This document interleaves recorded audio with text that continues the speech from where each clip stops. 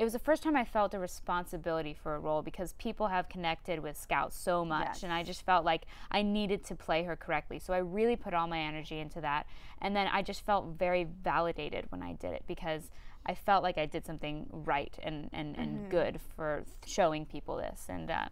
And so then after that, I talked to my parents and I said, I want to get an agent in LA. And we had some friends in Tampa who had actually moved out to Los Angeles. Okay. And they were doing it, and they had been out there for a year. And they introduced me to their manager, and I went on tape for her from Florida. I just filmed myself.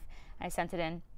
And she ended up liking me, signing me. Wow. And then I came out for a summer just to try it out. When I was 15, stayed and I did online school, and then the writer's strike happened and there was no work. And so I went home for spring, went back out in the next summer when I was 16, and then I got my GED, and then I went to Santa Monica College that next fall, and then I've been here ever since. That's so crazy. Yeah, it's been insane. So what was it like living on your own at 15, 16? I mean, you must have learned a lot. Yeah, I did. I did live with a family. I rented a room from them, so I was in the family setting, but I did have to take care of myself. I didn't want them to feel responsible for me. And they're an amazing family. I'm still really good friends with them to this day.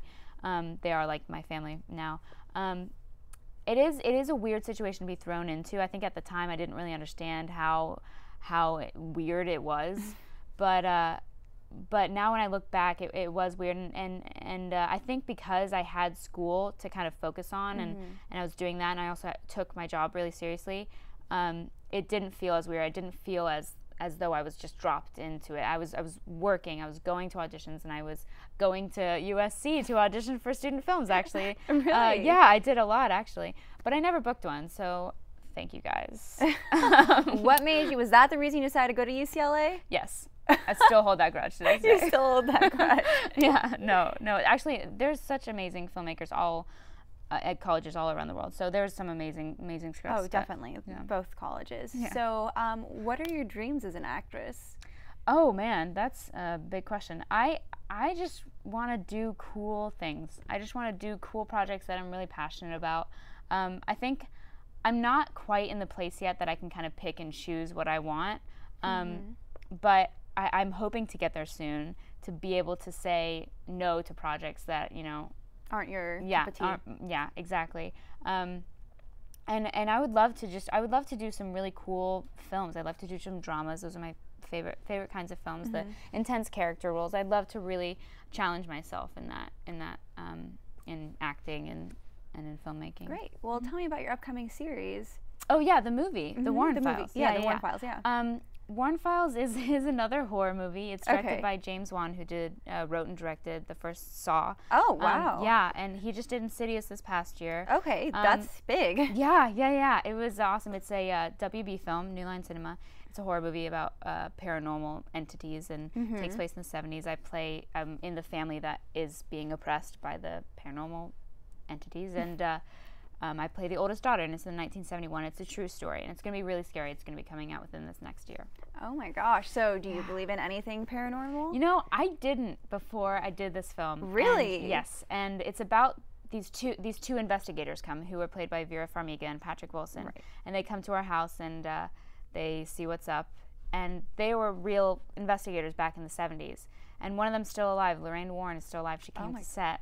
And I'm not going to explain it because it'll take too long, but she knew things about all of us that nobody else had known. Oh my gosh, you just gave me chills. Yeah, and, oh my gosh. And I didn't believe it before, but now it was really creepy. It was really weird. Yeah, it was really weird. So, what did any creepy things happen on set while you guys were doing it? Not to me, but I don't want to give too much away. I don't know how much I can say, but there's a creepy thing, that's all I can say, that would keep playing jokes on me, because the person who was playing that creepy thing just looked really scary, and so they would just stare at me when I walked into a room. And it wasn't like paranormal scary because it was a person, but it was still really scary because they just stared, and in all their makeup, really good makeup, and and then just stare, and you just feel so uncomfortable, like they're staring into your soul. But I never had any paranormal experiences. Okay, well, I mean, what is it like working on such a big scale movie like that with creepy costumes? Yeah. And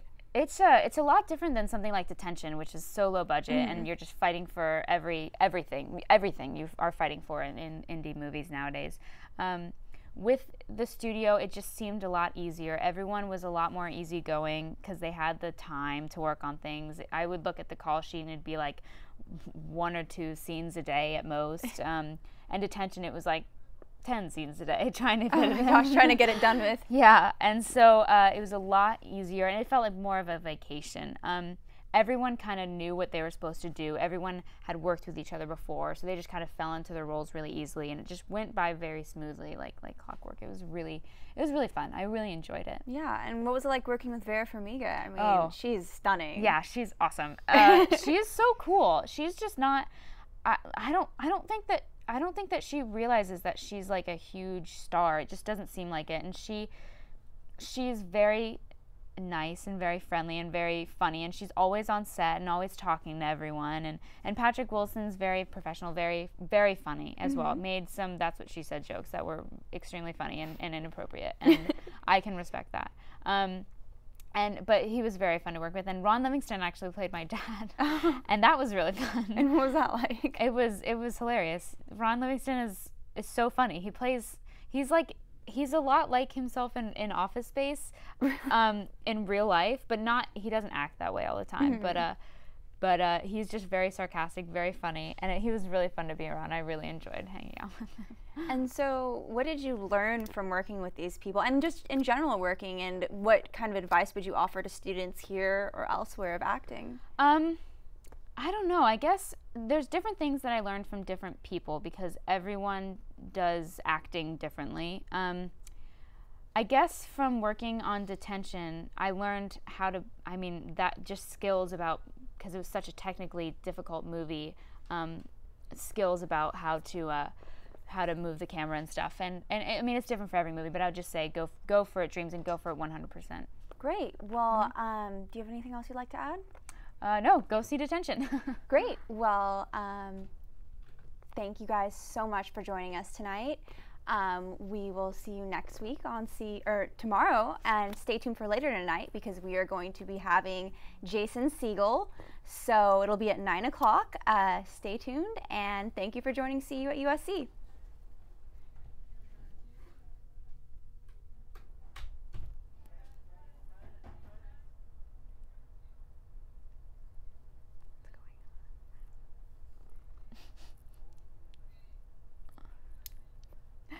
I saw your